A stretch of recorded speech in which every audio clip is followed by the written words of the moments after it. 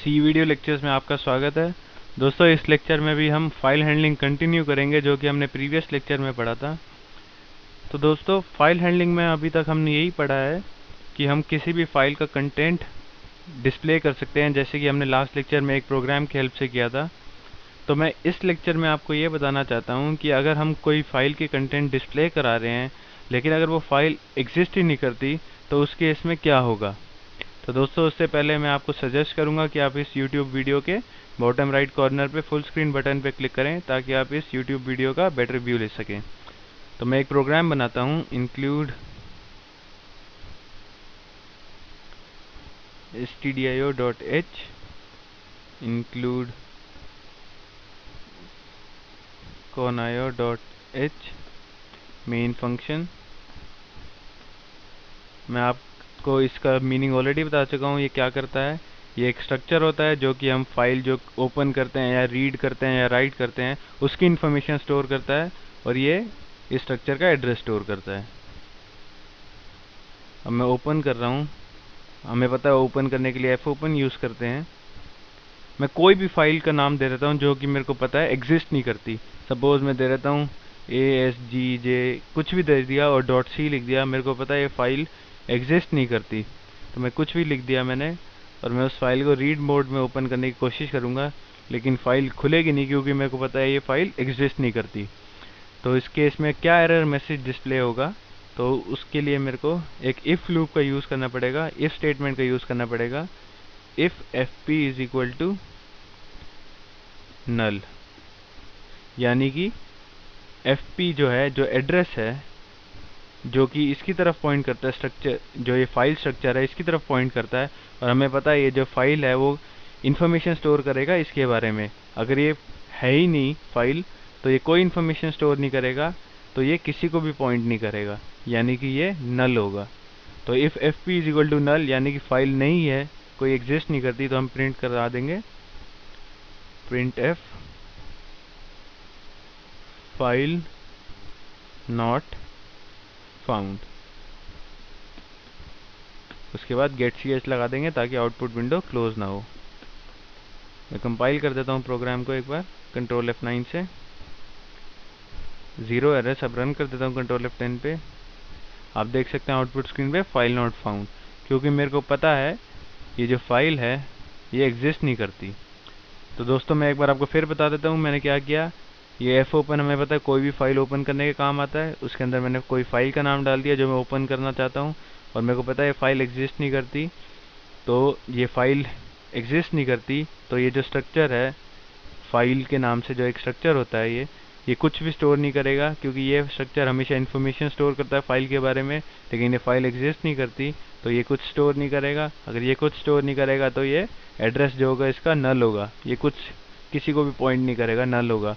तो मैंने यहाँ इफ़ लूप लगा दिया, if fp is equal to null यानी कि फाइल नहीं मिली है तो प्रिंट कर देगा फाइल नॉट फाउंड। तो दोस्तों, मैं आपको जैसे ये रीड मोड है, मैं आपको सारे मोड्स बता देना चाहता हूँ सी लैंग्वेज में जो हम फाइल के ऊपर लगा सकते हैं। तो दोस्तों, ये बहुत इंपॉर्टेंट मोड्स बहुत इंपॉर्टेंट होते हैं, तो आप इसे ध्यान से पढ़िएगा। मैं आपको सारे मोड्स बता देता हूँ। पहला मोड R है जो हम ऑलरेडी पढ़ चुके हैं। इस R मोड में क्या होता है, ये पहले एक फ़ाइल ढूंढता है जिसका नाम हमने डाला है। अगर वो फाइल मिल जाती है तो वो उस फाइल के फर्स्ट कैरेक्टर को पॉइंट करता है, और अगर फाइल नहीं मिलती तो नल दिखाता है। जैसे कि हमने प्रोग्राम में देखा, अगर फाइल ना मिले तो वो नल स्टोर करता है और नल स्टोर करता है। अगर नल स्टोर करता है तो मतलब फाइल फाउंड नहीं हुई है। तो हम क्या क्या ऑपरेशन कर सकते हैं, R मोड से हम रीड कर सकते हैं फाइल से, सिर्फ रीडिंग के काम आता है। सिमिलरली नेक्स्ट मोड पे आते हैं, वो होता है W यानी कि राइट मोड। तो ये क्या करता है, ये भी पहले फाइल को सर्च करेगा पूरी डिस्क में। अगर फाइल मिलती है उसे तो इसके कंटेंट्स हम ओवरराइट कर देते हैं। तो यानी कि ये नहीं कि हम अपेंड करते हैं, हम जो कंटेंट्स ऑलरेडी रिटर्न है अगर हम कुछ चेंज करेंगे तो वो उसको रिप्लेस कर देगा उससे। और अगर फाइल नहीं मिलती है तो न्यू फाइल क्रिएट हो जाती है, अपने आप ही न्यू फाइल क्रिएट हो जाती है उस नाम से जो कि हम नाम डालते हैं। यानी कि अगर फाइल जैसे रीड मोड में होता है कि फाइल नहीं मिलती है हमें, तो वो डिस्प्ले कर देगा error message file not found, जैसे हमने प्रोग्राम में किया। लेकिन राइट मोड में क्या करता है, वो फाइल क्रिएट कर देता है उस नाम की, चाहे फाइल क्रिएटेड ना हो, पहले से एग्जिस्ट ना करती हो, वो अपने आप फाइल क्रिएट कर देगा और वो नल रिटर्न करता है अगर फाइल ऑलरेडी एग्जिस्ट करती है लेकिन हम उसको ओपन नहीं कर पा रहे, कुछ भी कोई प्रॉब्लम है फाइल के साथ, करप्टेड है फाइल या कुछ भी है, हम ओपन नहीं कर पा रहे, तो तब वो नल रिटर्न कर देगा। और इसमें क्या क्या ऑपरेशंस पॉसिबल है, हम सिर्फ राइट कर सकते हैं फाइल के ऊपर।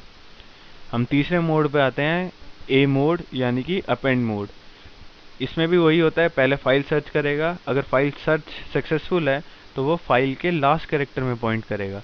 राइट मोड क्या करता है, वो फर्स्ट कैरेक्टर पे पॉइंट करता है, वो वहाँ से रिप्लेस करता है। लेकिन अपेंड मोड में हम कुछ एडिशनल इन्फॉर्मेशन डाल सकते हैं, हम जो ऑलरेडी इन्फॉर्मेशन जो ऑलरेडी एग्जिस्ट करती है उसको रिप्लेस नहीं कर सकते।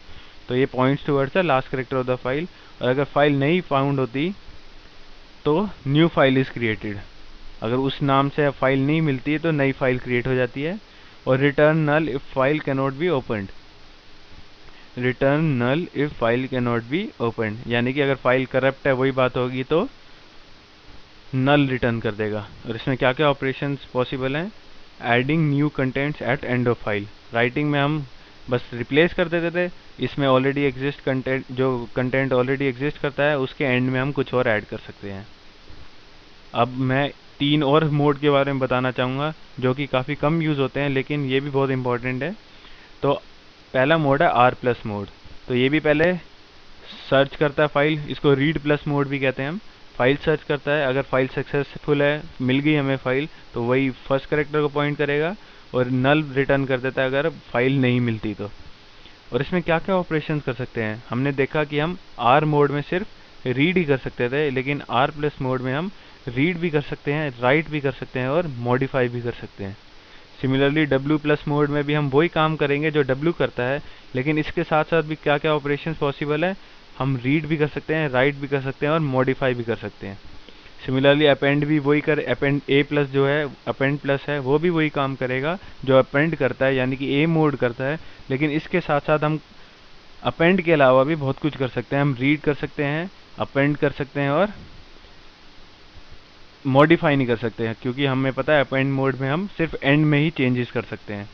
सो दोस्तों, R plus W plus A plus, जैसे कि आर प्लस है वो आर मोड के सारे फीचर्स मेंटेन करता है, कुछ एडिशनल फीचर्स भी ले आता है, जैसे राइटिंग भी कर सकते हैं और मॉडिफाई भी कर सकते हैं। सिमिलरली डब्ल्यू प्लस भी डब्ल्यू मोड के सारे फीचर्स कंटेन करता है, पर कुछ एक्स्ट्रा फीचर्स भी कंटेन करता है जैसे कि रीड और मॉडिफाई।